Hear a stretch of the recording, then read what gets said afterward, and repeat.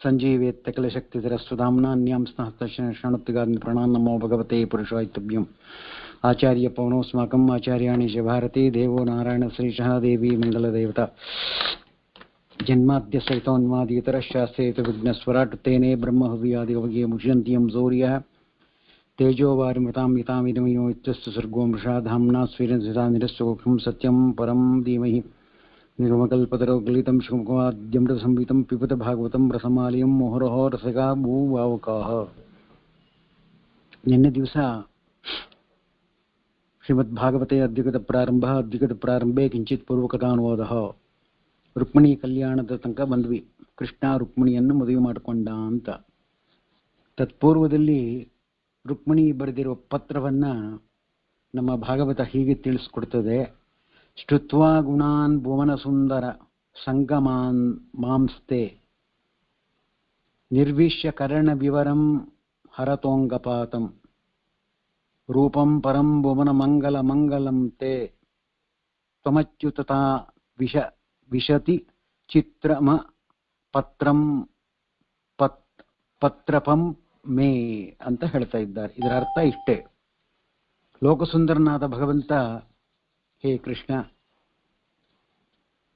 ನೀನು ವ್ಯಾಪ್ತನಾಗಿದ್ದಿ, ಸ್ವರೂಪ ಭಿನ್ನನಾಗಿದ್ದಿ. ನಿನ್ನ ಗುಣಗಳು ಕರ್ಣ ರಂಧ್ರಗಳನ್ನು ಪ್ರವೇಶ ಮಾಡಿ ಶರೀರದ ತಾಪವನ್ನು ಪರಿಹಾರ ಮಾಡುತ್ತದೆ. ನಿನ್ನ ಗುಣಗಳು ಕರ್ಣರಂಧ್ರಗಳನ್ನು ಪ್ರವೇಶ ಮಾಡಿ ಶರೀರದ ತಾಪಗಳನ್ನು ಪರಿಹಾರ ಮಾಡುತ್ತದೆ. ನಿನ್ನ ರೂಪ ಜಗತ್ತಿಗೆ ಮಂಗಳ, ಪ್ರತಿಯೊಬ್ಬರಿಗೂ ಮಂಗಳ. ಉತ್ಕೃಷ್ಟವಾದದ್ದು ನಿನ್ನ ದರ್ಶನ. ನಾನು ನಿನ್ನ ಗುಣ ರೂಪಗಳನ್ನು ಕೇಳಿ ನಾಚಿಕೆ ಇಲ್ಲದೆ ನಿನ್ನ ಚಿತ್ತದಲ್ಲಿ ನಾನು ಬಂದು ಸೇರಲು ಈ ಪತ್ರವನ್ನು ನಾನು ಬರಿತಾ ಇದ್ದೀನಿ ಅಂತ ಆ ಬ್ರಾಹ್ಮಣನ ಕೈಯಲ್ಲಿ ಬರೆದ ಪತ್ರದ ಒಕ್ಕಣೆಯನ್ನ ಭಾಗವತ ತಿಳಿಸ್ತಾ ಇದೆ. ಹೇ ಪ್ರಿಯತಮ, ರಮಾಪತಿಯಾಗಿದ್ದಿ, ನೀನು ಭಕ್ತಪ್ರಿಯನಾಗಿದ್ದಿ, ನಿಯಾಮಕನಾಗಿದ್ದಿ. ನಿನ್ನನ್ನೇ ನಾನು ವರಿಸಬೇಕು ಅಂತ ಹೇಳ್ತಾ ಇದ್ದೀನಿ ಅಷ್ಟೇ ಹೊರತು ಬೇರೆ ಇನ್ಯಾರನ್ನೂ ನಾನು ವರಿಸಲಿಕ್ಕೆ ಇಷ್ಟಪಡೋದಿಲ್ಲ. ಅದಕ್ಕೋಸ್ಕರವಾಗಿ ಶರಣಾಗತಳಾದ ನನ್ನನ್ನು ನಿನ್ನ ದಾಸಿಯಾಗಿ ಸ್ವೀಕಾರ ಮಾಡು. ನೀನು ಬಂದು ನನ್ನನ್ನು ಮದುವೆ ಮಾಡಿಕೊಳ್ಳಿಲ್ಲ ಅಂತಾದರೆ ನಾನು ಕೆರೆ, ಬಾವಿ, ಅನ್ಯತ್ರ ವಸ್ತುಗಳಿಗೆ ನಾನು ಪಾಲಾಗಬೇಕಾಗ್ತದೆ. ಪೂರ್ವದಲ್ಲಿ ಏನು ಹೇಳ್ತಾರೆ ಅಂದರೆ, ಸತ್ಪಾತ್ರದಲ್ಲಿ ದಾನವನ್ನು ಮಾಡಿದರೆ, ವಾಂಗ್ಮಯವನ್ನು ಮಾಡಿದರೆ ತುಂಬ ಪುಣ್ಯ ಅಂತ ಹೇಳ್ತಾ ಇದ್ದಾರೆ. ಅದರಿಂದ ಏನಾಗುತ್ತೆ ಎಂದೇ ದೇವ ಬ್ರಾಹ್ಮಣ ಗುರುಗಳನ್ನು ಪೂಜಿಸ್ಬೋದು. ಇವೆಲ್ಲವೂ ಕೂಡ ಭಗವಂತನಿಗೆ ಪ್ರೀತಿಕರವಾದ ಕೆಲಸ. ಅದನ್ನು ನೀನು ನಡೆಸಲಿಕ್ಕೋಸ್ಕರವಾಗಿ ನನ್ನನ್ನು ನೀನು ಪಾಣಿಗ್ರಹಣ ಮಾಡು. ಶಿಶುಪಾಲ, ನನ್ನನ್ನು ಮುಟ್ಟದಂತೆ ಅನುಗ್ರಹ ಮಾಡು ಅಂತ ಪ್ರಾರ್ಥನೆ ಮಾಡ್ತಾಳೆ. ಅದಕ್ಕೋಸ್ಕರವಾಗಿ ರಾಕ್ಷಸ ವಿಧಿಯಿಂದ ನನ್ನನ್ನು ಮದುವೆಯಾಗು. ನಮ್ಮ ಕುಲ ಪದ್ಧತಿಯಂತೆ ಊರ ಹೊರಗೆ ನಾನು ಅಂಬಿಕಾಲಿಯ ದೇವಸ್ಥಾನಕ್ಕೆ ಬರ್ತೀನಿ, ಅಲ್ಲಿಗೆ ಬಂದು ನೀನು ತಗೊಂಡು ಹೋಗು, ನನ್ನನ್ನು ಕರ್ಕೊಂಡು ಹೋಗು ಅಂತ ಹೇಳಿ, ಅರ್ಥಾತ್ ಬ್ರಾಹ್ಮಣ ಕೊಟ್ಟ ಸಂದೇಶಕ್ಕೆ ತಾನು ಒಪ್ಪಿ ಅವಳನ್ನು ಬಂದು ಕರ್ಕೊಂಡು ಅವಳನ್ನು ಮದುವೆ ಮಾಡಿಕೊಂಡ ಅನ್ನೋ ಅಭಿಪ್ರಾಯವನ್ನು ನಿನ್ನೆ ದಿವಸ ನಾನು ಸ್ವಲ್ಪ ಮಟ್ಟಿಗೆ ತಿಳಿಸಿದ್ವಿ. ಅದನ್ನು ಮುಂದುವರಿಸ್ತಾ ಆ ಊರಿನ ಜನರೆಲ್ಲರೂ ಕೂಡ ಕೃಷ್ಣನಿಗೆ ಇವಳು ಪತ್ನಿಯಾಗಲಿ ಅಂತ ಎಲ್ಲರೂ ಹರಕೆ ಹೊತ್ಕೊಂಡ್ರಂತೆ. ಕೃಷ್ಣ ಬಂದ, ಅವಳನ್ನು ಎತ್ಕೊಂಡು ಹೋದ. ಮತ್ತೆ ಸತ್ರಾಜಿತನಲ್ಲಿದ್ದಂಥ ಆ ಸಮಂತಕಮಣಿ ಕಥೆಯನ್ನು ಕೂಡ ನಿನ್ನೆ ದಿವಸ ನಾವು ಹೇಳಿದ್ವಿ. ಕೃಷ್ಣ ಸಮಂತಕಮಣಿಯನ್ನು ಸತ್ರಾಜಿತನಿಗೆ ತಲುಪಿಸಿದ. ಜಾಂಬುವಂತನಿಂದ ಅದನ್ನು ಪಡ್ಕೊಂಡು ಬಂದು ಸತ್ರಾಜಿತನಿಗೆ ಕೊಟ್ಟ. ಸತ್ರಾಜಿತ ತುಂಬ ಸಂತೋಷಪಟ್ಟ. ಬಲರಾಮ ಕೂಡ ಅನುಮಾನ ಪಟ್ಟಿದ್ದ. ಆ ಅನುಮಾನ ಎಲ್ಲ ಪರಿಹಾರ ಆಯಿತು. ಸತ್ರಾಜಿತ ತನ್ನ ಮಗಳ ಸತ್ಯಭಾಮಿಯನ್ನು ಕೃಷ್ಣನಿಗೆ ಕೊಟ್ಟು ಮದುವೆ ಮಾಡಬೇಕು ಅಂತ ಮನಸ್ಸಲ್ಲಿತ್ತು. ಸತ್ಯಭಾಮೆಗೂ ಕೂಡ ಕೃಷ್ಣನನ್ನೇ ಮದುವೆ ಮಾಡಿಕೊಳ್ಬೇಕು ಅಂತ ತುಂಬ ಆಸೆ ಇತ್ತು. ಇದರ ಮಧ್ಯದಲ್ಲಿ ಸತ್ರಾಜಿತ ಸತ್ಯಭಾಮಿಯನ್ನು ನೀನು ಮದುವೆ ಮಾಡ್ಕೋ, ನಾನು ಈ ಸಮಂತಕಮಣಿಯನ್ನು ನಾನು ನಿನಗೆ ಕೊಡ್ತೀನಿ ಅಂತಂದ. ಕೃಷ್ಣ ಎಷ್ಟು ನಿರ್ವ್ಯಾಜಾಂ ನಿಶ್ಚಲಾಂ, ಎಷ್ಟು ನಿರ್ವ್ಯಾಜ್ಯ ಮನಸ್ಸು ಕೃಷ್ಣಂದು. ನನಗೆ ಖಂಡಿತ ಬೇಡ, ಕೊಟ್ಟರೆ ನೀನು ಸತ್ಯಭಾಮಿಯನ್ನು ಅವಳು ಇಷ್ಟಪಟ್ಟರೆ ನಾನು ಬೇಕಾದ್ರೆ ಮದುವೆ ಮಾಡ್ಕೋತೀನಿ, ಆದರೆ ನನಗೆ ಖಂಡಿತ ಸಮಂತಕಮಣಿ ಬೇಡ ಅಂದ. ಸತ್ರಾಜಿತನ ಮದುವೆ ಕಾಲದಲ್ಲಿ ಸತ್ರಾಜಿತ ತನ್ನ ಮಗಳ ಮದುವೆ ಕಾಲದಲ್ಲಿ ಅದನ್ನು ಅವನಿಗೆ ತಾನಿಸ್ಕೊಳ್ಳಿಲ್ಲ. ಬೇಕಾದರೆ ನಿನ್ನೆ ಸತ್ಯಭಾಮಿಗೆ ಕೊಡು ಅಂತ ಹೇಳ್ತಾ ಇದ್ದಾಳೆ ಅಂತ ಭಾಗವತ ತಿಳಿಸ್ತಾ ಇದೆ. ಸತ್ರಾಜಿತ ತಾನು ಕೃಷ್ಣನಿಗೆ ಕೊಟ್ಟು ಮದುವೆ ಮಾಡೋದು ಅಂತ ಹೇಳಿ ತಾನು ತೀರ್ಮಾನ ಮಾಡಿದ. ಈಗಾಗಲೇ ಒಂದು ಮದುವೆ ಆಯಿತು, ರುಕ್ಮಿಣಿ ಮದುವೆ ಆಯಿತು. ಈಗ ನೆಕ್ಸ್ಟ್ ಸತ್ಯಭಾಮೆ ಕೃಷ್ಣ ಸತ್ರಾಜಿತ ಅವನಿಗೆ ಕೊಡಬೇಕು ಅಂತ ತಾನು ತೀರ್ಮಾನ. ಸತ್ಯಭಾಮಿಗೂ ಕೂಡ ನಾನು ಮದುವೆ ಮಾಡಿಕೊಂಡ್ರೆ ಕೃಷ್ಣನನ್ನೇ ಮದುವೆ ಮಾಡ್ಕೋಬೇಕು, ಬೇರೆಯವ್ರನ್ನ ಮದುವೆ ಮಾಡಿಕೊಳ್ಳಲ್ಲ ಅನ್ನೋ ಮನಸ್ಸು ಅವಳಿಗೂ ಇತ್ತು. In the mean while Akrura ಬಂದ. ಅಕ್ರೂರನಿಗೆ ವಿಚಾರ ಗೊತ್ತಾಯಿತು. ಬಂದು ಕೃಷ್ಣನನ್ನ ನೇರವಾಗಿ, ಕೃಷ್ಣ ಏನು ಅಕ್ರೂರ ಬಾ ಕೂತ್ಕೋ ಅಂತ ಹೇಳ್ದ. ಯೋಗಕ್ಷೇಮ ಎಲ್ಲ ವಿಚಾರಿಸ್ದ. ನೀನು ಇಂಥ ಥರ್ಡ್ ರೇಟ್ ಮನುಷ್ಯ ಅಂತ ನನಗೆ ಗೊತ್ತಿರಲಿಲ್ಲ ಅಂದ. ಏನು ಆರೋಪ ಮಾಡ್ತಾ ಇದ್ದೀಯಲ್ಲ ನನ್ನ ಮೇಲೆ ಅಂದ. ಹೌದು, ಒಬ್ಬ ಹುಡುಗ ಒಂದು ಹುಡುಗಿಯನ್ನ ಪ್ರೀತಿಸಿದ ಮೇಲೆ ಆ ಪ್ರೀತಿಯನ್ನ ಅವನಿಂದ ಕಿತ್ಕೊಂಡು ನಾನು ಅವಳನ್ನ ಪ್ರೀತಿಸಿ ಮದುವೆ ಮಾಡ್ಕೋತೀನಿ ಅನ್ನೋದು ನಿಜವಾಗ್ಲೂ ಇದು ಮುಗ್ಧ ಮನಸ್ಸು ಇರುವಂತಹ ವ್ಯಕ್ತಿಗಳ ಲಕ್ಷಣ ಅಲ್ಲ ಅಂತಂದ. ನೀನೇನಾದ್ರೂ ಮಾತಾಡೋ ಹಾಗಿದ್ರೆ ನೇರವಾಗಿ ಮಾತನಾಡು, ಸುತ್ತಿ ಬಳಸಿ ಮಾತಾಡಬೇಡ ಅಂದ. ಅದಕ್ಕೆ ಅಕ್ರೂರ ಹೇಳ್ದ, ನಾನು ಸತ್ಯಭಾಮಿಯನ್ನು ನಾನು ತುಂಬ ವರ್ಷಗಳಿಂದ ನಾನು ಪ್ರೀತಿಸ್ತಾ ಇದ್ದೀನಿ, ನಾನು ಅವಳು ಮದುವೆ ಮಾಡ್ಕೊಳ್ಬೇಕು ಅಂತ ನಾನು ಇಚ್ಛೆ ಪಟ್ಟಿದ್ದೀನಿ. ಆದರೆ ನೀನು ಅವಳನ್ನು ನೀನು ಮದುವೆ ಮಾಡ್ಕೊತಾ ಇದ್ದಿ ಅಂತ ವಿಚಾರ ಗೊತ್ತಾಯ್ತು ಅಂತ ಹೇಳ್ದ. ಓಹೋ, ಹಾಗ ಸಮಾಚಾರ, ಅಷ್ಟೇ ತಾನೇ, ಬಿಟ್ಟಾಕೋ, ಪರವಾಗಿಲ್ಲ, ನನಗೆ ಖಂಡಿತ ಬೇಡ, ಸತ್ಯಭಾಮೆನೇ ನಾನು ಮದುವೆ ಮಾಡ್ಕೊಳ್ಳೋದು ನಂಗೆ ಖಂಡಿತ ಇಷ್ಟ ಇಲ್ಲ, ನನಗೆ ಬೇಡಲೂ ಬೇಡ, ನೀನೇ ಮದುವೆ ಮಾಡ್ಕೋ, ಅವಳನ್ನ ಹೋಗಿ ಸರಿಯಾಗಿ ಕೇಳ್ಕೊ, ನನ್ನನ್ನು ಒಪ್ಪಿದ್ದಾಳ ಅಥವಾ ನೀನು ಒಪ್ಪಿದ್ದಾಳ ಅಂತ. ಸರಿ, ಸತ್ಯಭಾಮೆ ಹತ್ರ ಹೋದ ಅಕ್ರೂರ. ನಮಸ್ಕಾರ, ಯೋಗಕ್ಷೇಮ ಎಲ್ಲ ವಿಚಾರಿಸ್ದ.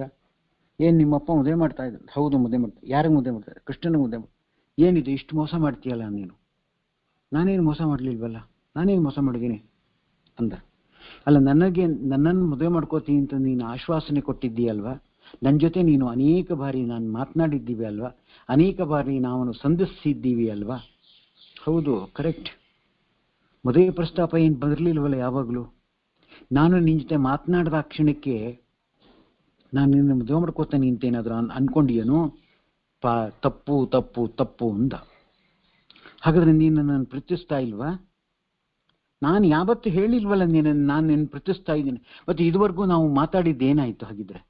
ಅಯ್ಯೋ, ನೀನಾಗಿ ಮಾತಾಡಿಸಿ, ನಾನು ಕೆಲವು ಲೋಕಾಭಿರಾಮವಾಗಿ ಮಾತಾಡಿದೆ, ನೀನು ಕೆಲವು ಪ್ರೀತಿ ವಿಚಾರ ಮಾತಾಡಿದೆ, ನಾನು ಕೆಲವು ಪ್ರೀತಿ ವಿಚಾರ ಮಾತಾಡಿದಾಗ ಅಷ್ಟೇ ಹೊರತು ನಾನೇನು ನೀನೇನು ಮದುವೆ ಮಾಡ್ಕೋತೀನಿ ನಾನೇನು ಆಶ್ವಾಸನೆ ಕೊಟ್ಟಿರ್ಲಿಲ್ವಲ್ಲ.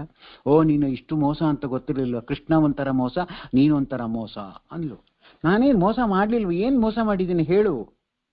ಅಲ್ಲ, ಹಾಗಾದ್ರೆ ನನ್ನನ್ನು ಪ್ರೀತಿಸಿ ಇಲ್ವಾ? ಇಲ್ಲ ಇಲ್ಲ, ನಾನು ನಿನ್ನ ಮೇಲೆ ಪ್ರೀತಿಯೂ ಇಲ್ಲ, ವಿಶ್ವಾಸನೂ ಇಲ್ಲ. ಇಷ್ಟು ಮೋಸ ಮಾಡ್ತೀನಿ ಅಂತ ಗೊತ್ತಿರಲಿಲ್ಲ. ಕೃಷ್ಣ ನನಗಿಂತಲೂ ಚೆನ್ನಾಗಿದ್ದಾನೆ ಅಂತ ಅಂದ್ಬಿಟ್ಟು ನಿನ್ನ ಪ್ರೇಮವನ್ನು ಅಲ್ಲಿ ನೀನು ಬೀರ್ತಾ ಇದ್ದಿ, ನನ್ನನ್ನು ಕೈ ಬಿಟ್ಟುಬಿಟ್ಟಿದ್ದಿ ನೀನು. ಖಂಡಿತ ಇನ್ನು ಮುಂದೆ ಯಾರಿಗೂ ಹೀಗೆ ಮಾಡಬೇಡ ನೀನು. ಇಂತಹ ಕೆಟ್ಟ ಜನ, ಸತ್ರಾಜಿತ ಇಂಥವನು ಅಂತ ಗೊತ್ತಿರಲಿಲ್ಲ, ನೀನು ಇಂಥವಳು ಅಂತ ಗೊತ್ತಿರಲಿಲ್ಲ, ಕೃಷ್ಣ ಇಂಥವನು ಅಂತ ಗೊತ್ತಿರಲಿಲ್ಲ. ಏನು ಮಾಡಬೇಕು ಅಂತ ಗೊತ್ತಾಗಲಿಲ್ಲ ಕ್ರೂರ. ಕೃಷ್ಣ ಬಹಳ ಬುದ್ಧಿವಂತ. ತಾನೇನು ಮಾಡ್ದ, ಎಲ್ಲರನ್ನೂ ಕರೆಸ್ದ, ಒಂದು ಸಭೆ ಮಾಡ್ದ. ಸತ್ರಾಜಿತ, ಸತ್ಯಭಾಮೆ, ರುಕ್ಮಿಣಿ, ಅಕ್ರೂರ ಎಲ್ಲರನ್ನೂ ಕರೆದು ನೇರ ಪ್ರಶ್ನೆ ಹಾಕದ. ಈ ಸಭೆಯ ಉದ್ದೇಶ ಏನು ಗೊತ್ತಾ? ಸತ್ಯಭಾಮೆ ಸತ್ರಾಜಿತ ನನಗೆ ಕೊಡಬೇಕು ಅಂತ ಇದ್ದಾನೆ, ನನಗೆ ಖಂಡಿತ ಇಷ್ಟ, ನನಗೆ ಬೇಡ, ನಾನು ಇನ್ನೂ ಚಿಕ್ಕ ಹುಡುಗ, ನನಗೆ ಬೇಡ. ಅವಳಿಗಾಗಿದೆ 35 ವರ್ಷ, ಇವನಿಗಾಗಿದೆ 22-23 ವರ್ಷ. ಅದು ಹೇಗೆ ಮದುವೆ ಕೂಡುತ್ತದೆ? ಇನ್ನು ಸತ್ರಾಜಿತ ಇಷ್ಟಪಟ್ಟಿದ್ರಿಂದ ಇವನು ಹೂ ಹೊಂದಿದ್ದ, ಇರಲಿ. ಆಮೇಲೆ ಕೃಷ್ಣ ನೇರವಾಗಿ ಅಕ್ರೂರನ್ನ, ನೋಡು ನನಗೆ ಖಂಡಿತ ಬೇಡ, ನೋಡು ಅವರಪ್ಪ ಇದ್ದಾರೆ, ಅವಳಿದ್ದಾಳೆ, ನಾನಿದ್ದೀನಿ, ಇದರಲ್ಲೇನು ಮುಚ್ಚುಮರ ಇಲ್ಲ, ಕೇಳು ಸತ್ಯಭಾಮಿನ. ಅವರು ವಿಶ್ವಾಸಪೂರ್ವಕವಾಗಿ ನಿನ್ನನ್ನು ಮದುವೆ ಮಾಡ್ಕೋತಾನೆ ಅಂತಂದ್ರೆ ಖಂಡಿತ ನಾನು ಬೇಡ ಅನ್ನಲ್ಲ, ಬೇಕಾದ್ರೆ ನಾನೇ ನಿಂತು ಮದುವೆ ಮಾಡ್ತೀನಿ ಅಂತಂದ. ಸತ್ಯಭಾಮಿಗೆ ಇಷ್ಟಗಲ ಆಯ್ತು ಮಗ. ಸತ್ರಾಜಿತ ತಲೆ ತಗ್ಗಿಸ್ತ, ಏನಿದು ಕೃಷ್ಣ ಹೀಗೆ ಮಾತನಾಡ್ತಾ ಇದ್ದಾನಲ್ಲ, ನನಗೆ ಯಾರಿಂದ ಏನು ಆಗಬೇಕಾದ್ದಿಲ್ಲ, ಮತ್ತೇನ್ ಮಾಡ್ಬೇಕೀಗ? ಕೇಳು ನೀನೇ ಅಕ್ರೂರ, ಕೇಳು ನನ್ನ ಎದುರುಗಡೆನೆ ಕೇಳು. ಈಗ ನಾನು ಎದುರುಗಡೆ ಹೇಳಿದ್ನೋ ಇಲ್ವೋ, ನಾನೇ ನಿಂತು ಮದುವೆ ಮಾಡ್ತೇನೆ ಅಂತ. ಹಾಗಿದ್ರೆ ಒಂದು ಕೆಲಸ ಮಾಡು, ಈಗಲೂ ಅದೇ ಹೇಳ್ತೀನಿ, ನಾನೇ ನಿಂತು ಮದುವೆ ಮಾಡ್ತೀನಿ ನಿಮ್ಮಿಬ್ಬರಿಗೂ, ಕೇಳು ಅವಳನ್ನ. ಸರಿ, ತಂದೆ ಮಗಳು. ತಂದೆ ಸತ್ರಾಜಿತನಿಗೆ ಅಕ್ರೂರನ್ ಕೊಡ್ಲಿಕ್ಕೆ ತುಂಬಾ ಇಷ್ಟ ಇರಲಿಲ್ಲ, ಕೊಟ್ಟರೆ ಕೃಷ್ಣನಿಗೆ ಕೊಡಬೇಕು ಅಂತ ಅವನ ಮನಸ್ಸಲ್ಲೂ ಇತ್ತು. ಬೇಗ ವಾದ ವಿವಾದಗಳ ನಡೀತು. ಕೊನೆಗೆ ಸತ್ಯಭಾಮೆ, ನಾನು ಸಂಪೂರ್ಣವಾಗಿ ಕೃಷ್ಣನಲ್ಲೇ ಪ್ರೀತಿ ಇಟ್ಟಿದ್ದೀನಟ್ಟೆ ಹೊರತು ನಾವು ನಿನ್ನನ್ನು ಮದುವೆ ಮಾಡ್ಕೊಳ್ಳೋದು, ನಿನ್ನಲ್ಲಿ ನನಗೆ ಪ್ರೀತಿ ಇಲ್ಲ ಅಂದ್ಬಿಟ್ಲು. ಹೌದು, ಅಕ್ರೂರ ಮಹಾ ಭಗವದ್ ಭಕ್ತ ಅಂತ ಹೇಳ್ತಾ ಇದ್ದೀರಿ, ಅಕ್ರೂರು ವರದ ಅಂತ ಭಗವಂತನಿಗೆ ಹೆಸರು ಅಂತ ಹೇಳ್ತಾ ಇದ್ದೀರಿ. ಅಕ್ರೂರ ಈಗ ಹೀಗೆ ಯಾಕೆ ಮಾಡ್ದ ಪ್ರಶ್ನೆ. ಅದಕ್ಕೆ ಜ್ಞಾನಿಗಳು ಇದಕ್ಕೆ ನಿರ್ಣಯವನ್ನು ಕೊಡ್ತಾರೆ. ಅವನಲ್ಲೂ ಕೂಡ ಕಲಿ ಆವೇಶ ಅಹಂ ಇತ್ತು ಅಂತಾರೆ. ಅರ್ಥ ಆಗಿರ್ಬೋದು ಅಂತ ಕಾಣುತ್ತದೆ. ಯಾರನ್ನ ಎಲ್ಲಿ ಹಿಂಡಬೇಕು, ಯಾರನ್ನ ಹೇಗೆ ಅಪ್ಲಿಫ್ಟ್ ಮಾಡಬೇಕು, ಯಾರನ್ನ ತುಳಿಬೇಕು, ಈ ಎಲ್ಲ ನಿಯಮಗಳು ಸರ್ವತಂತ್ರ ಸ್ವತಂತ್ರನಾದ ಸರ್ವಜ್ಞನಾದ ಭಗವಂತನಿಗೂ ಗೊತ್ತಷ್ಟೇ ಹೊರತು ಇನ್ಯಾರಿಗೂ ಗೊತ್ತಿಲ್ಲ. ಸರಿ, ಬಂದ್ ಕೆಲಸ ಆಗ್ಲಿಲ್ಲ ಅಂತ ಅಕ್ರೂರ ವಾಪಸ್ಸು ಬೈಕೊಂಡು ಮಾಡ್ಕೊಂಡು ಹೊರಟೋದ. ಕೃಷ್ಣನನ್ನು ಬೈದ, ಸತ್ಯಭಾಮಿಯನ್ನು ಬೆಳೆದ. ಅಂತ ಪರಮಭಕ್ತನಾದ ಅಕ್ರೂರ ಕೃಷ್ಣನನ್ನ ಬೈದಿದ್ದು ಅವನಿಗೆ ಪಾಪ ಬರ್ಲಿಲ್ವಾ? ಬಂತು, ಇಲ್ಲ ಅಂತ ಯಾರು ಹೇಳ್ತಾರೆ? ಆ ಪಾಪ ಬಂದಿದ್ರಿಂದನೇ ಸತ್ಯಭಾಮೆ ಕೈ ಬಿಟ್ಟು ಹೋಯ್ತು. ಬಹಳ ಪಶ್ಚಾತ್ತಾಪ ಪಟ್ಟ ಕೃಷ್ಣ ಸತ್ಯಭಾಮೆಯನ್ನು ನೇರ ಪ್ರಶ್ನೆ ಮಾಡಿದ. ಮದುವೆ ಅನ್ನೋದು ಆಟದ ಕೆಲಸ ಅಲ್ಲ, ಒಂದೇ ಒಂದು ದಿವಸ ನಿಷ್ಕರ್ಷೆ ಮಾಡಬೇಕು. ಅವಳು ಅವನ ಜೊತೆ, ಅವನು ಅವಳ ಜೊತೆ ದೀರ್ಘವಾಗಿ ಇರುವ ತನಕ ಒಮ್ಮತದಿಂದ ಒಂದು ಮನಸ್ಸಿನಿಂದ ಬಾಳಬೇಕಾದದ್ದು ಮದುವೆ. ಅದಕ್ಕೋಸ್ಕರವಾಗಿ ಸತ್ಯಭಾಮೆ, ನೀನು ಅವನಲ್ಲಿ ಏನಾದ್ರೂ ನೀನು ಪ್ರೀತಿ ಇಟ್ಟು ಅಂತಾದ್ರೆ ಧಾರಾಳವಾಗಿ ಮದುವೆ ಮಾಡ್ಕೊಂಡು ನನಗೆ ಬೇಡ ನೀನು. ಸತ್ರಾಜಿತ, ನಾನು ನಿನಗೆ ಇದನ್ನೇ ಹೇಳ್ತಾ ಇದ್ದೀನಿ, ನಿನ್ನ ಮಗಳನ್ನ ಇನ್ನೂ ಒಮ್ಮೆ ಕೇಳು. ನನಗೆ ಖಂಡಿತ ಬೇಡ, ನನಗೆ ಮದುವೆನೇ ಬೇಡ ಬೇಸಿಕಲಿ. ಆದ್ರೆ ನೀನಾಗಿ ಪ್ರಸ್ತಾಪ ಮಾಡಿದ್ರಿಂದ ನಾನು ಹೂ ಅಂದೆ. ಇವತ್ತು ನಾನು ಅದನ್ನು ವಾಪಸ್ ತಗೋತೀನಿ, ನನಗೇನು ಬೇಕಾಗಿಲ್ಲ ಅಂದ. ಅಂತೂ ಇಂತೂ ಸತ್ಯಭಾಮೆ ಕೃಷ್ಣನಿಗೆ ಕೊಡೋದು ಅಂತಾನೆ ಆಯ್ತು. ಸತ್ರಾಜಿತ ಕೂಡ ನಾನು ಅಕ್ರೂರನಿಗೆ ಕೊಡೋದಿಲ್ಲ ಅಂತ ಡಿಕ್ಲೇರ್ ಮಾಡ್ದ. ಅಂತೂ ಇಂತೂ ಕೃಷ್ಣ ದ್ವಾರಕಕ್ಕೆ ಬಂದ.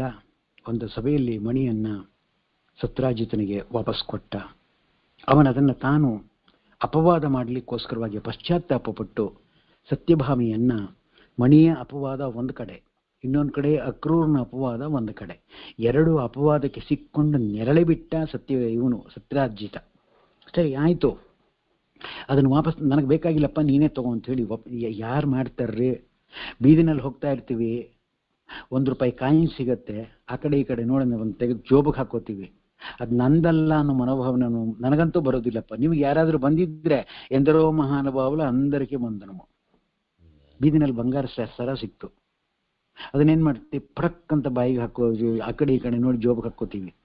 ಆಮೇಲೆ ಮನೇಲಿ ಬಂದಂತ ತೆಗೆದು ನೋಡ್ತೀವಿ, ಇದು ಬಂಗಾರನ ಒರಿಜಿನಲ್ಲ ಇಲ್ಲ ಡೂಪ್ಲಿಕೇಟಾ ಅಂತ. ಇದು ನಮ್ಮ ಬುದ್ಧಿ. ಬಟ್ ಅಕ್ರೂರ್ ಹಾಗೆ ಮಾಡದ್ನ, ಕೃಷ್ಣ ಹಾಗೆ ಮಾಡದ್ನ? ಖಂಡಿತ ಇಲ್ಲ ಅನ್ನತ್ತೆ. ವಾಪಸ್ ಸತ್ರಾಜಿತನಿಗೆ ಕೊಟ್ಬಿಟ್ಟ. ಸತ್ರಾಜಿತ ನನ್ನ ಮದುವೆಗಳನ್ನು ಮದುವೆ ಮಾಡ್ಕೊಪ್ಪ, ಸತ್ಯಭಾಮಿಯನ್ನು ಮದುವೆ ಮಾಡ್ಕೊ ಅಂತ ಹೇಳಿದ. ಕೃಷ್ಣ ಸತ್ಯಭಾಮಿಯನ್ನು ಮದುವೆಯಾದ. ಆ ರತ್ನವನ್ನು ಸತ್ರಾಜಿತನಿಗೆ ಇದು ಹೆಂಡತಿಯ ಸತ್ಯಭಾಮಿಯನ್ನು ಕೃಷ್ಣನಿಗೆ ಕೊಡುವಾಗ ಅದನ್ನ ಸಮೇತ ಕೊಟ್ಟ. ಸತ್ಯಭಾಮಿಗೆ ರತ್ನದ ಸಮೇತ ಅದನ್ನು ಕೊಟ್ಟ. ಕೃಷ್ಣ ಎಂತ ನೋಡಿ, ಇಲ್ಲೂ ಕೂಡ ಕೃಷ್ಣ ತನ್ನ ಸಾರ್ವಭೌಮತ್ವವನ್ನು ತೋರಿಸ್ತಾ ಇದ್ದಾನೆ. ನನಗೆ ಹೆಣ್ಣು ಸಾಕಪ್ಪ, ಏನೋ ಅವಳು ಇಷ್ಟಪಟ್ಲು, ನೀನು ಇಷ್ಟಪಟ್ಟು ಆಗಲಿ ಅಂತ ನಾನು ಹ್ಞೂ ಅಂತಂದೆ, ನಾನು ಮದುವೆ ಮಾಡಿಕೊಂಡೆ ಅಷ್ಟೇ ಹೊರತು ನನಗೆ ಈ ವಸ್ತು ಬೇಡ, ನನಗೆ ಈ ರತ್ನ ಬೇಡ ಅಂತ ಮತ್ತೆ ವಾಪಸ್ ಸತ್ರಾಜಿತನಿಗೆ ವಾಪಸ್ ಕೊಟ್ಲಂತೆ. ಅಲ್ಲಿ ಏನಾಯಿತು, ಕೃಷ್ಣನನ್ನು ರುಕ್ಮಿಣಿಯನ್ನು ಮದುವೆ ಮಾಡಿಕೊಂಡ, ಮತ್ತೆ ಸತ್ರಾಜಿತನ ಮಗಳಾದ ಸತ್ಯಭಾಮಿಯನ್ನು ಕೂಡ ತಾನು ಮದುವೆ ಮಾಡಿಕೊಂಡ ಅಂತ ಭಾಗವತ ನಮಗೆ ತಿಳಿಸ್ತಾ ಇದೆ. ಮುಂದೆ ಪಾಂಡವರು ಅರಿಗಿನ ಮನೆಯಲ್ಲಿ ದಗ್ಧರಾದರೆಂತ ವಾರ್ತೆಯನ್ನು ಶ್ರೀಕೃಷ್ಣ ಬಲರಾಮನೊಡನೆ ಮೃತ್ಯು ಬಂಧುಗಳನ್ನು ಸಮಾಧಾನ ಮಾಡಲು ಹಸ್ತಿನಾವತಿಗೆ ಹೋದ. ಎಲ್ಲ ಆಗಿದ್ದಾರೆ, ಅವರಾಗಲೇ ಮುಂದಕ್ಕೆ ಹೊರಟೋಗ್ಬಿಟ್ಟಿದ್ರು. ಕೃಷ್ಣ ತಾನೂ ಕೂಡ ದುಃಖಪಡುವಂತೆ ನಟಿಸದಂತೆ, ಅಯ್ಯೋ ಪಾಂಡವರು ಅರಗಿನ ಮನೆಯಲ್ಲೆಲ್ಲ ದಗ್ಧರಾಗೋದ್ರ, ಛೇ ಛೇ ಛೇ ಛೇ ಅಂತೇಳಿ ತಾನೂ ಕೂಡ ಅರ್ತನಂತೆ. ಹೀಗೆ ಸೋದರ ಮಾವನ ಮಕ್ಕಳುಗಳಲ್ಲ. ಹೀಗಾಗಿ ದ್ವಾರಕೆಯಲ್ಲಿ ಕೃಷ್ಣ ಇಲ್ಲದ ವೇಳೆಯಲ್ಲಿ ಅಕ್ರೂರ, ಕೃತವರ್ಮ ಇವರಿಬ್ಬರು ಸತ್ರಾಜಿತನನ್ನು ಕೊಂದು ಮಣಿಯನ್ನು ತರುವಂತೆ ದೈತ್ಯಾಂಶನಾಥ ಶತದ್ಮನ್ಮ ಅವನನ್ನು ಹುರಿದುಂಬಿಸಿದ್ರು ಅಂತ ಹೇಳ್ತಾ ಇದ್ದಾರೆ. ಅವನು ಅದರಂತೆ ಸತ್ರಾಜಿತನನ್ನು ಕೊಂದು ರತ್ನವನ್ನು ತಂದು ಅಕ್ರೂರನ ಕೈಯಲ್ಲಿ ಇಟ್ಟ. ಸಾಕ್ಷಾತ್ ಲಕ್ಷ್ಮೀ ರೂಪಳಾದ ಭೂದೇವಿ ಅವತಾರಳಾದ ಸತ್ಯಭಾಮಿ ಲೋಕವನ್ನು ಅನುಕರಿಸುವಂತೆ ತಂದೆಯ ಮೃತದೇಹವನ್ನು ತೈಲದಲ್ಲಿರಿಸಿದ. ಕೃಷ್ಣನಿಗೆ ಈ ವಿಚಾರವನ್ನು ತಿಳಿಸಿದ್ರು. ಅವಳ ಹಸ್ತಿನಾಮತಿಗೆ ಹೊರಟಳು. ಮಧ್ಯ ಮಾರ್ಗದಲ್ಲಿ ಕೃಷ್ಣ ಅವಳನ್ನು ಕಂಡು ಸಂಗಾತಿಯನ್ನು ಕೇಳಿ ಸಮಾಧಾನ ಮಾಡಿ ಊರಿಗೆ ಬಂದ. ಪಾಂಚಾಲಿ ವರದನಾದ ಸ್ವಯಂವರಕ್ಕೆ ಆಹ್ವಾನ ಬಂತು. ಕೃಷ್ಣ ಪಾಂಚಾಲಿ ನಗರಕ್ಕೆ ಹೋದ. ಪಾಂಡವರು ಮತ್ತು ಕುಂತಿ ದರ್ಶನವನ್ನು ಪಡೆದರು, ಅಭಯ ವಚನವನ್ನು ಕೊಟ್ಟರು. ಆದರೆ ಕೃಷ್ಣ ಬೆನ್ನತ್ತಿ ಹೋಗಿ ಅವನನ್ನು ಕೊಂದ, ಶತಧನ್ವನನ್ನು ಕೊಂದ. ಆದರೆ ಅವನ ಬಳಿ ಮಣಿ ಇರಲಿಲ್ಲ. ಕೃಷ್ಣ ಇದನ್ನು ಅಣ್ಣನಿಗೆ ಹೇಳಿದ, ಬಲರಾಮನಿಗೆ ಹೇಳಿದ. ಬಲರಾಮ ದೈತ್ಯಾವೇಶಕ್ಕೊಳಗಾಗಿ ಕೃಷ್ಣ ರತ್ನನನ್ನು ತಾನು ದಕ್ಕಿಸಿಕೊಳ್ಳೋಕ್ಕೋಸ್ಕರವಾಗಿ ಸುಳ್ಳು ಹೇಳಿದ್ದಾನೆ ಅಂತ ಅವನಿಗೂ ಅನುಮಾನ ಬಂತು. ಇದನ್ನು ಮೊನ್ನೆ ಕೂಡ ಈ ವಿಚಾರದಲ್ಲಿ ಹೇಳಿದ್ದೀವಿ. ಇದು ಒಂಥರ ರಿಪಿಟೇಟಿವ್ ಆಗಿದ್ದ ಹಾಗೆ ಕಾಣುತ್ತದೆ. ಅದರ ಮುಂದೆ ಏನಿದೆ ನೋಡುವ. ಅಕ್ರೂರ ಸಮಂತಿಕ ಮಣಿಯನ್ನು ಸಹಾಯದಿಂದ ಯಜ್ಞಗಳನ್ನು ಅಪಾರ ದಾನವನ್ನು ಮಾಡ್ತಾ ಇದ್ದ. ಆ ರತ್ನ ಅವನ ಬಳಿಯಲ್ಲಿ ಇರುವುದೆಂದು ಗೊತ್ತಾಗಿ ಬಲರಾಮ ಕೃಷ್ಣನನ್ನು ಕರೆಸಿ ಸಭೆಯನ್ನು ಮಾಡಿ ರತ್ನವನ್ನು ತೋರಿಸೆಂದು ಅಕ್ರೂರನಿಗೆ ಹೇಳಿದ. ಹರಿಯ ಮಾತನಂತೆ ಮಣಿಯನ್ನು ಅಕ್ರೂರ ತೋರಿಸಿದ. ಅದನ್ನು ಕೃಷ್ಣ ಅವನಿಗೆ ಕೊಟ್ಟುಬಿಟ್ಟ.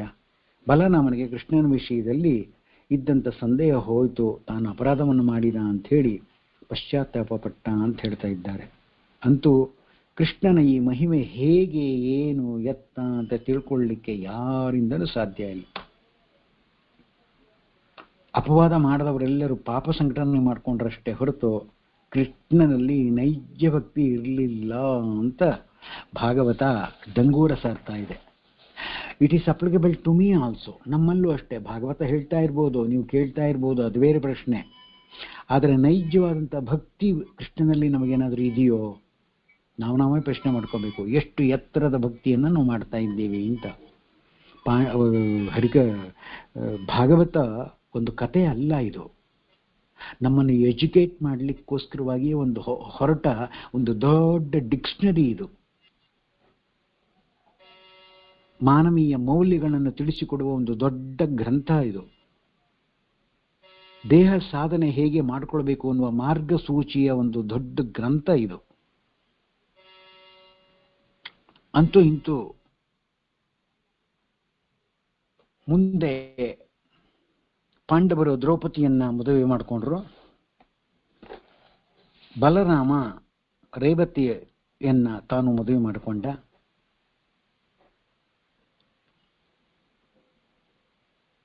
ಕೃಷ್ಣ ಅರ್ಜುನನೊಡನೆ ರಥ ಏಡಿ ಬೇಟೆಗೆ ಹೊರಟ. ಆ ಕಾಲದಲ್ಲಿ ಕಾಲಿಂದಿ ದೇವಿ ಅರ್ಜುನನಿಗೆ ದರ್ಶನ ಕೊಟ್ಟಳು. ಕೃಷ್ಣ ಅವಳನ್ನು ಕರೆದುಕೊಂಡು ಬಂದು ದ್ವಾರಕೆಯಲ್ಲಿ ತಾನು ಮದುವೆ ಆದ. ಈ ಕಾಳಿಂದಿ ಯಾರು ಅಂದರೆ ಷಣ್ಮಹಿಷಿಯರಲ್ಲಿ ಒಬ್ಬಳು. ನೆಕ್ಸ್ಟ್ ಅವಂತಿ ರಾಜನ ಮಕ್ಕಳು ವಿಂದ ಅಂತ, ಮತ್ತು ಅನುವಿಂದ ಅಂತ ಇಬ್ಬರು ದೈವಾಂಶ ಸಂಭೂತರು ಅಂತ ಹೇಳ್ತಾ ಇದ್ದಾರೆ. ಅವರು ದೈತ್ಯಾಂಶ ಸಂಭೂತರು ಅಂತ ಹೇಳ್ತಾ ಇದ್ದಾರೆ. ಅವರು ದುರ್ಯೋಧನನ ವಶರಾಗಿದ್ದರು. ಅವರ ತಂಗಿ ಮಿತ್ರಾದೇವಿ ಅಂತ ಕೃಷ್ಣನಲ್ಲಿ ತುಂಬ ಆಸಕ್ತರಾಗಿದ್ಲು. ಕೃಷ್ಣ ದ್ವೇಷಿಗಳಾದ ಅವರ ಸಹೋದರರಿಬ್ಬರು ತಂಗಿಯ ವಿವಾಹವನ್ನ ಮಾಡಲಿಕ್ಕೆ ಕೃಷ್ಣನಿಗೆ ಕೊಡಬೇಕು ಅಂತ ಆಸೆ ಪಟ್ಟರು. ಅವರಿಗೆ ಕೃಷ್ಣನ ಮದುವೆ ಮಾಡಿಕೊಳ್ಬೇಕು ಅಂತ ಆಸೆ ಇದ್ರೂ ಕೂಡ ಈ ರಾಜನಾದ ವಿಂದ ಮತ್ತು ಅನುವಿಂದ ಇವರಿಬ್ಬರು ಮದುವೆ ಆಗದೇ ಇರೋ ಹಾಗೆ ಏನು ಬೇಕು ಅದನ್ನ ತಂತ್ರವನ್ನು ಮಾಡ್ತಾ ಇದ್ರು. ಹೀಗಾಗಿ ಕೃಷ್ಣ ದ್ವೇಷಿಗಳಾದ ವಿಂದ ಮತ್ತು ಅನುವಿಂದ ಇಬ್ಬರು ಕೂಡ ತಂಗಿಯರನ್ನ ವಿವಾಹ ಆಗದೇ ಇರುವಂತೆ ತಡಿತಾ ಇದ್ದಿದ್ರಿಂದ, ಮತ್ತೆ ಇನ್ನೊಬ್ಬ ಸೋದರತೆ ಮಗಳಾದ ಮಿತ್ರವಿಂದೆ ಅಂತ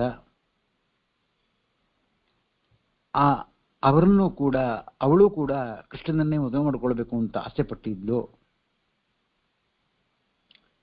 ಆ ಕನ್ಯೆಯನ್ನ ಅಪಹರಿಸಿ ಬಲಾತ್ಕಾರವಾಗಿ ತಂದು ಮದುವೆ ಮಾಡಿದ್ರು ಕೃಷ್ಣನಿಗೆ. ಅಂದ್ರೆ ಏನು? ಕೃಷ್ಣ ಸತ್ಯಭಾಮೆಯನ್ನ ಮದುವೆ ಮಾಡಿಕೊಂಡ ನಂತರದಲ್ಲಿ ವಿಂದನನ್ನ ಮದುವೆ ಮಾಡಿಕೊಂಡ, ಕಾಳಿಂದಿಯನ್ನ ಮದುವೆ ಮಾಡಿಕೊಂಡ, ಮಿತ್ರವಿಂದಾದೇವಿಯನ್ನು ಮದುವೆ ಮಾಡಿಕೊಂಡ ಅಂತ ಹೇಳ್ತಾ ಇದ್ದಾರೆ. ಮುಂದೆ ಕೋಸಲ ದೇಶದ ರಾಜ ನಗ್ನಜಿತ್, ಅವನ ಮಗಳು ನೀಲಾದೇವಿ ಅಂತ, ಅವಳ ತಂದೆಯಲ್ಲಿ ತನ್ನಿದ್ದ ದೈತ್ಯಾಂಶ 7 ಗೂಳಿಗಳನ್ನು ನಿಗ್ರಹಿಸಿದವರೆಗೆ ನಾನು ಮಗಳನ್ನು ಕೊಡ್ತೇನೆ ಅಂತ ಪಣ ಇಟ್ಟಿದ್ದ ಅವನು. ಇದನ್ನ ಕೃಷ್ಣ ಕೇಳಿದ, ಅಲ್ಲಿಗೆ ಹೋದ, ಪ್ರೀತಿಯಿಂದ ಭಗವಂತನನ್ನ ಪೂಜಿಸಿದ, ಗೂಳಿಗಳನ್ನು ಪೂಜೆ ಮಾಡಿದ. ರಾಜಕುಮಾರಿ ನೀಲಾದೇವಿಯನ್ನು ಮದುವೆಯಾದ. ಆ ಗೂಳಿ ಏನು ಮಾಡಲಿಲ್ಲ, ಸುಮ್ಮನೆ ನಿಂತ್ಕೊಂಡು ಪೂಜೆ ಮಾಡಿಸ್ಕೊಂತು. ಅವನಿಗೆ ಕೋಸಲ ದೇಶದ ರಾಜ ನಗ್ನಜಿತ್ತಿಗೆ ತುಂಬಾ ಸಂತೋಷ ಆಯಿತು. ಬಂದವ್ರನ್ನೆಲ್ಲರನ್ನು ಕೂಡ ಹತ್ತಿರ ಸೇರಿಸ್ತಾ ಇರಲಿಲ್ಲ. ಕೃಷ್ಣ ಹೋಗಿ ಪೂಜೆ ಮಾಡಿದ್ದಕ್ಕೆ ಗೂಳಿಗಳೆಲ್ಲವೂ ಕೂಡ ತಟಸ್ಥವಾಗಿ ನಿಂತು ಬಿಡ್ತು ಅಂತ ಆಶ್ಚರ್ಯಪಟ್ಟು ತನ್ನ ಮಗಳನ್ನ ಅವನಿಗೆ ಕೊಟ್ಟು ಮದುವೆ ಮಾಡಿದ್ರು ಅಂತ ಹೇಳ್ತಾ ಇದ್ದಾರೆ. ಕೃಷ್ಣನ ಮತ್ತೊಬ್ಬಳ ಸೋದರತೆ ಶ್ರುತಕೀರ್ತಿ ಅಂತ, ಅವಳ ಮಗಳು ಭದ್ರಾದೇವಿ ಅಂತ.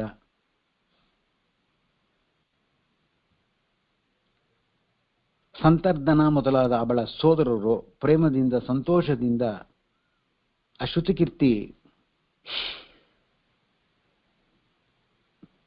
ಅವಳ ಮಗಳು ಭದ್ರಾದೇವಿ ಇವರಿಬ್ಬರಿಗೂ ಇಚ್ಛೆ ಇತ್ತು ಕೃಷ್ಣನಿಗೆ ಕೊಡಬೇಕು ಅಂತ. ಕೃಷ್ಣ ಅದನ್ನು ಕೂಡ ಮದುವೆ ಮಾಡಿಕೊಂಡ ಅಂತ ಹೇಳ್ತಾ ಇದ್ದಾರೆ. ಮದ್ರಾ ದೇಶದ ಪತಿಯಾದ ಮಗಳು ಲಕ್ಷ್ಮಣಾದೇವಿ ಅಂತ, ಅವಳು ಸ್ವಯಂವರದಲ್ಲಿಟ್ಟಿದ್ದ ಲಕ್ಷ ಭೇದನವನ್ನ ಬಹಳ ಕಠಿಣವಾಗಿತ್ತು. ಕೃಷ್ಣ ಆ ಸ್ವಯಂವರದಲ್ಲಿಟ್ಟಿದ್ದ ಲಕ್ಷ ಭೇದನವನ್ನ ತಾನು ಮಾಡಿದ. ಹೀಗಾಗಿ ಮದ್ರಾ ದೇಶಾಧಿಪತಿ ತನ್ನ ಮಗಳ ಲಕ್ಷ್ಮಣ ದೇವಿಯನ್ನ ಕೃಷ್ಣನಿಗೆ ಕೊಟ್ಟ. ಏಕೆ? ಕೃಷ್ಣ ಅದನ್ನು ಭೇದಿಸಿದ, ಅವರಿಟ್ಟ ಪಣದಲ್ಲಿ ಗೆದ್ದ. ಲಕ್ಷ್ಮಣೆಯನ್ನು ಕೂಡ ಕೃಷ್ಣ ಮದುವೆಯಾದ ಅಂತ ಹೇಳ್ತಾ ಇದ್ದಾರೆ. ಇದು ಅಲ್ಲದೆ ನರಕಾಸುರ ಅವನೇನ್ ಮಾಡಿದ್ನ ಅಂತಂದ್ರೆ 16,100 ಮಂದಿ ಕನ್ಯರನ್ನ ತಾನು ಕಾರಾಗೃಹದಲ್ಲಿಟ್ಟಿದ್ದ. ಈ ವಿಚಾರ ಕೃಷ್ಣನಿಗೆ ಗೊತ್ತಾಯಿತು. ಯಾವಾಗ ಕೃಷ್ಣ ಕಂಸನನ್ನು ಕೊಂದು ಸತ್ಯಭಾಮೆಯ ರುಕ್ಮಿಣಿ ಷಣ್ಮಹಿಷಿಯರನ್ನು ಮದುವೆ ಮಾಡಿಕೊಂಡ, ಈ ವಿಚಾರ ಗೊತ್ತಾಯಿತು. ಮತ್ತೆ ಈ ಅಗ್ನಿಪುತ್ರರೆಲ್ಲರೂ ಕೂಡ, ಪುತ್ರಿಯರೆಲ್ಲರೂ ಕೂಡ ಕಾರಾಗೃಹದಲ್ಲಿ ಇದ್ದಾರೆ ಅನ್ನೋ ವಿಚಾರವನ್ನು ಗೊತ್ತಾಯಿತು. ತಕ್ಷಣ ಕಾರಾಗೃಹಕ್ಕೆ ಹೋಗಿ ಆ 16,100 ಜನ ಗೋಪಿಕಾಸ್ತ್ರೀ, ಅವನು ನರಕಾಸುರ ನಾನು ಮದುವೆ ಮಾಡ್ಕೋಬೇಕು ಅಂತಿದ್ದ ಮುಂಡೆ ಗಂಡ. 16,100 ಜನ ಗೋಪಿಕಾಸ್ತ್ರೀಯರನ್ನ ತಾನು ಮದುವೆ ಅವರೆಲ್ಲರೂ ಒಪ್ಪಲಿಲ್ಲ. ನಾವು ಮದುವೆ ಮಾಡ್ಕೊಳ್ಳಲ್ಲ, ನಾವು ಈ ಜನ್ಮದಲ್ಲಿ ಹೀಗೆ ಇರ್ತೀವಿ, ಮದುವೆ ಮಾಡ್ಕೊಳ್ಳಲ್ಲ ಅಂತ. ಆಗ ನನ್ನನ್ನು ಮದುವೆ ಮಾಡ್ಕೊಳ್ಳಿಲ್ಲ ಅಂತಂದ್ರೆ ನೋಡಿ ನಿಮ್ಮನ್ನೆಲ್ಲ ಎಲ್ಲಿಡಬೇಕು ಅಲ್ಲಿಡ್ತೇನೆ ಇಂದ. ನೋಡಿ ನೀನೇನು ಮಾಡೋಕ್ಕಾಗಲ್ಲ, ಭಗವಂತನನ್ನ ನೀನು ಸೋಲ್ಸಕ್ಕಾಗಲ್ಲ, ನಾವು ಸೋಲ್ಸಕ್ಕಾಗಲ್ಲ, ನಾವೆಲ್ಲರೂ ಅವನಿಗೆ ಶರಣಾಗತರಾಗಿಯೇ ಇರುವಂಥವ್ರು ಅಂದ. ನಾನು ಯಾಕೆ ಭಗವಂತನಿಗೆ ಶರಣಾಗತಿಯಾಗಲಿ? ನಾನು ಆಗೋದೇ ಇಲ್ಲ, ನಾನು ನಿಮ್ಮನ್ನೆಲ್ಲ ಮದುವೆ ಮಾಡಿಕೊಂಡು ಸುಖ ಪಡ್ತೀನಿ ಅಂತ ಅವನಂದ. ಅವ್ರು ಯಾವಾಗ ಒಪ್ಪಲಿಲ್ವೋ ಅವ್ರನ್ನೆಲ್ಲ ಕಾರಾಗೃಹದಲ್ಲಿ ಇಟ್ಟ. ಕೃಷ್ಣನಿಗೆ ವಿಚಾರ ಗೊತ್ತಾಯಿತು. ಸೀರೆ ಕಾರಾಗೃಹಕ್ಕೆ ಬಂದ, ತನ್ನ ಪಡಕ್ಕೆ ತಾನೇ ಬಾಗಲ್ ತೆಕ್ಕಂತು. ಎಲ್ಲರೂ ನಿಮ್ಮ ಮನೆಗೆ ಹೋಗಿ ದೇವ್ರ ಸ್ಮರಣೆ ಮಾಡ್ರಿ ಅಂತ ಎಲ್ಲರನ್ನೂ ಈ ವಿಚಾರ ನರಕಾಸುರನಿಗೂ ಗೊತ್ತಾಗೋಯ್ತು. ಕೃಷ್ಣ ಇಂಥ ಕೆಲಸ ಮಾಡಿದ್ದಾನೆ. ಕಾರಾಗೃಹದಲ್ಲಿದ್ದ ಎಲ್ಲ 16,100 ಜನ ಗೋಪಿಕಾಶ್ರೀಯರನ್ನ ತಾನೇ ಡಿಸಿಷನ್ ತಗೊಂಡು ಬಿಡುಬಿಟ್ಟಿದ್ದಾನೆ ಅಂತ. ಓಹೋ, ಇದು ಮೋಸ. ಅವರನ್ನ ಮದುವೆ ಮಾಡ್ಕೊಳ್ಳಿಕ್ಕೋಸ್ಕರವಾಗಿ ಕೃಷ್ಣ ಮಾಡಿದ ತಂತ್ರ ಅಂತ ಅಂಡರ್ ಎಸ್ಟಿಮೇಟ್ ಮಾಡ್ತಾರೆ ಕೃಷ್ಣನನ್ನ. ಕೊನೆಗೆ ನರಕಾಸುರನ್ನ ಅವನನ್ನ ಬಲಿ ಹಾಕ್ತಾನೆ. ಹೇಗೆ ಬಲಿ ಹಾಕ್ತಾನೆ ಮತ್ತೆ ಹೇಗೆ ಈ 16,100 ಜನ ಗೋಪಿಕಾಶ್ರೀಯರನ್ನ ತಾನು ಮದುವೆ ಮಾಡ್ಕೊಂಡ? ಯಾಕೆ ಸಾಕಾಗ್ಲಿಲ್ವಾ? ರುಕ್ಮಿಣಿ, ಸದ್ಭಾಮೆ, ಷಣ್ಮಹಿಷರನ್ನ ಮದುವೆ ಮಾಡ್ಕೊಂಡಿ, ಕುಬ್ಜೆ, ಜಾಂಬುವತಿ ಇತ್ಯಾದಿ ಇವರನ್ನೆಲ್ಲ ಮದುವೆ ಮಾಡ್ಕೊಂಡು ಸಾಕಾಗ್ಲಿಲ್ವಾ ಅಂತ ಪ್ರಶ್ನೆ ಕೇಳಿದ್ರೆ, ಈ ಎಲ್ಲ ಪ್ರಶ್ನೆಗಳಿಗೆ ಉತ್ತರ ನಾಳೆ ಹೇಳ್ತಾರೆ ಅಂತ ಭಾಗವತಕಾರರು ಹೇಳ್ತಾ ಇದ್ದಾರೆ ಅಂತ ಹೇಳಿ, ಅಸ್ಮತ್ಕುರು ಸಮಾರಂಭ ಟೀಕಾಕೃತ್ವಾದಮದಿಗಾಂ ಶ್ರೀಮದಾಚಾರ್ಯ ಪರ್ಯಂತಾಂ ವಂದೇ ಗುರುಂ ಪರಂಪರಾ. ಶ್ರೀಕೃಷ್ಣಾರ್ಪಣಮಸ್ತು. ಮದ್ಭೇಷಾತ್ ಪುನಸ್ತು. ಮತ್ತೆ ನಾಳೆ ಇದನ್ನು ಮುಂದುವರಿಸುವ. ಶ್ರೀಕೃಷ್ಣ.